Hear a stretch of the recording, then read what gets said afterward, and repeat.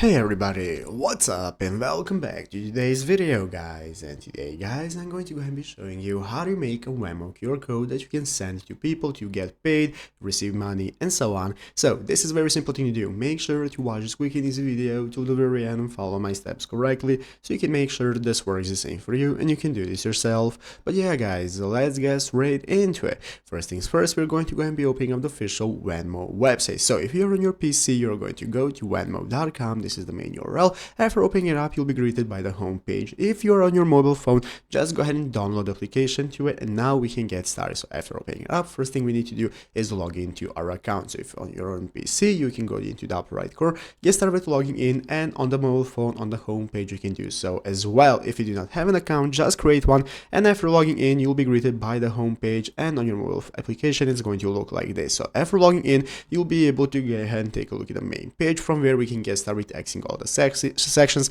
such as the home section. We have our card section, crypto, and our account settings, and now we can get started. So basically what we want to do first is go into the account settings, and to open up your account menu, you're going to go into the bottom right corner right here into the me section. This is what we want to open up. So go ahead and open up me by tapping on it, and this is now going to open up your account menu from where we can get started. To go ahead and make and personalize your QR code, you can do so in your settings options right here. Clicking the settings button is going to take you to your account settings where you can get started managing your QR code, how it looks, and so on. But basically, if you want to access directly your QR code that you can send to people, that you can print, and so on, you can go and take a look at this option right here in the main page of your account settings. Right here above your profile picture, you're going to have this circle option that looks like a QR code, and this is what you want to open up. By opening up this circle option, this is going to enable you to access the QR code. This QR code is going to be sendable to anybody that you want to use it for, and it's going to take a payment link to your account. So somebody, when it scans that QR code, they are going to be taking to the link